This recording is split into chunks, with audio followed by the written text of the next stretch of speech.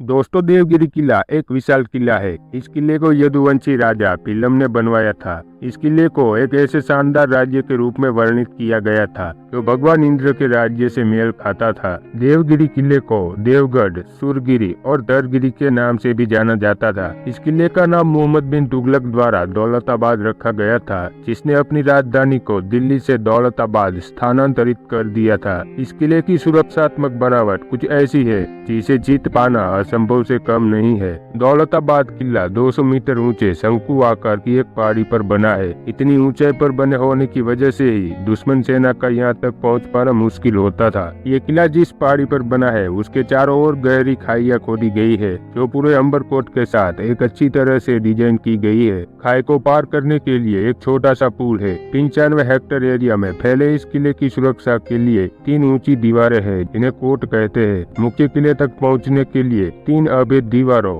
एक जलाशय, अंधेरे और टेढ़े मेढ़े मार्ग से लगभग 400 सीढ़ियों से होकर गुजरना पड़ता है। किले में बने 7 दरवाजे और उसकी दीवारों पर तोप रखे हुए हैं, जिनमें से आखिरी दरवाजे पर रखे 16 फीट लंबे तोप अंबरकोट और भीतरी दीवार के बीच की दूरी करीब 100 फीट है। इन दीवारों के बीच में किले का प्रवेश द्वार है। इस किले के प्रवेश द्वार पर लकड़ी के दरवाजे बने हुए हैं। इन पर लगभग 12 सेमी लंबाई की लोहे की बड़ी बड़ी कीलें लगाई गई है। इस द्वार से प्रवेश करते हुए दाहिनी ओर गार्डों के लिए बने 5 से 6 बरामदे हैं। इन बरामदों के पास एक तोप है। यहाँ की व्यवस्था ऐसी है कि द्वार में प्रवेश करने वाले किसी भी दुश्मन पर चारों तरफ से हमला हो सकता है। सामने की ओर की इमारतों में कुछ तोपें हैं, जिन्हें सुतरनाल कहा जाता है। ये छोटे तोपों को आमतौर पर ऊंटों का उपयोग करके ले जाया जाता था। दूसरे प्रवेश द्वार पर एक चील की मूर्ति है। इन प्रवेश द्वार में पहरेदारों के लिए बरामदे भी है। यहाँ के एक रास्ता इन प्रवेश द्वारों की रखवाली करने वाले बुर्ज तक जाता है। पुल को पार करने के बाद का रास्ता तीसरे प्रवेश द्वार पर ले जाता है। यहाँ के संकरे रास्ते में अधिकतम 10 से 12 लोग समा सकते हैं। यह रास्ता एक चौक पर ले जाता है, जहाँ गुफाओं जैसे कुछ अंधेरे कमरे सामने देखे जा सकते हैं। यहीं से शुरू होती है भूल भुलैया, जो दुश्मनों को फंसाने के लिए बनी एक लंबी सुरंग है। सुरंग के प्रवेश द्वार पर कीर्ति मुख की मूर्तियाँ है। अंदर प्रवेश करने के बाद बिना छत के एक संकरी खुली जगह दिखाई देती है, जिसमें अधिकतम 4 से 5 लोग बैठ सकते हैं। आगे के दरवाजे तक पहुंचने के लिए दाहिनी ओर की सीढ़ियां चढ़नी पड़ती है, क्योंकि आगे जाने का यही एक रास्ता है। दाहिनी ओर की चट्टान की दीवार में एक छोटी सी खिड़की है, जो एक भागने वाली सुरंग की तरह दिखती है और दूसरे जाल में जाती है। इस खिड़की के नीचे 2 सीढ़ियां खुली हुई है,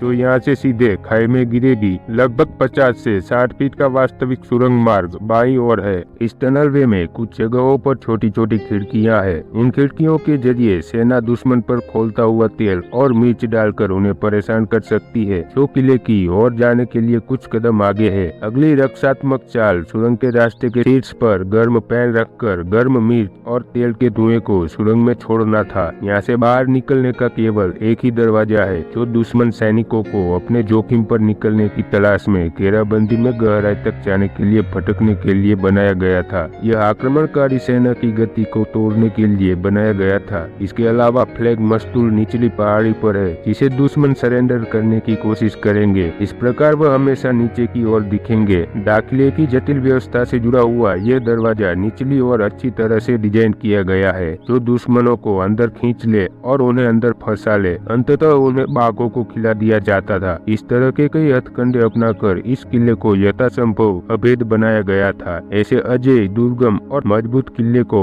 फतेह करना बहुत कठिन था।